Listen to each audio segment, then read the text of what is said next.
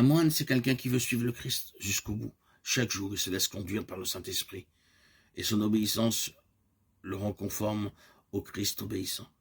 Il est un nouveau-né, un enfant tourné vers le Père, un homme dans la Trinité. En renonçant à soi-même, il faut que le grain soit enfui en terre pour qu'il porte du fruit. Il faut jeûner, veiller, se garder pur, acquérir l'humilité, prier sans cesse pour devenir moine. Et prier sans cesse est un don de Dieu. Il faut le lui demander. Si vous qui êtes mauvais, vous savez donner de bonnes choses à vos enfants, combien plus le Père Céleste donnerait-il l'esprit à ceux qui l'en prient? Il faut demander à la Mère de Dieu et au Saint d'intercéder pour nous.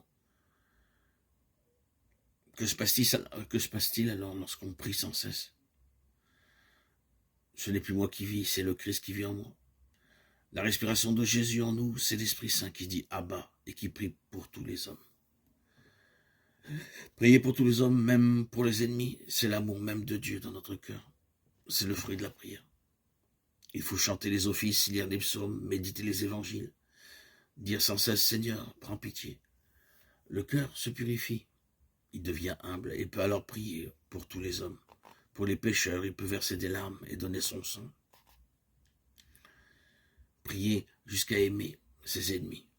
Et qui sont nos ennemis? Le moine n'a pas d'autre ennemi que les démons. Prier pour les démons, cela nous est impossible. Nous devons les combattre, mais les combattre par l'amour. C'est être crucifié avec Jésus.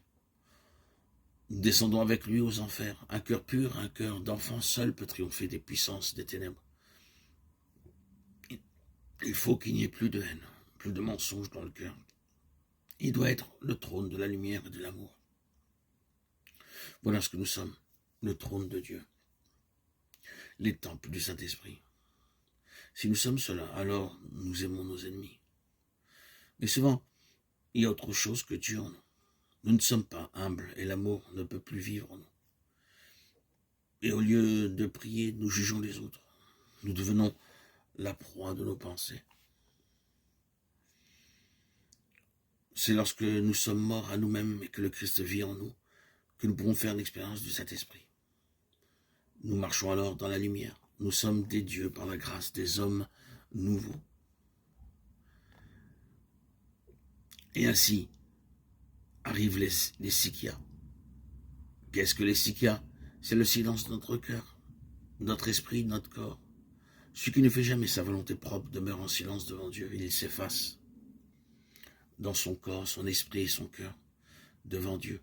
Cet homme peut alors marcher dans la ville et vivre au milieu du bruit. Il est toujours devant Dieu. Mais cela est très rare. Il faut commencer par le silence, loin du monde, loin de tous les soucis, et goûter d'abord combien le Seigneur est bon. Celui qui ne sait pas se taire devant Dieu dans sa cellule, comment pourrait-il l'entendre sur les places de la ville? Beaucoup de moines ne connaissent même pas les sikias dans leur cellule. Ils sont trop bavards. Ils s'égarent dans leurs souvenirs et leur imagination. Ils se font toutes sortes de soucis concernant le lendemain. Ce qui est contraire au commandement du Seigneur. Arrêtez et connaissez que je suis Dieu.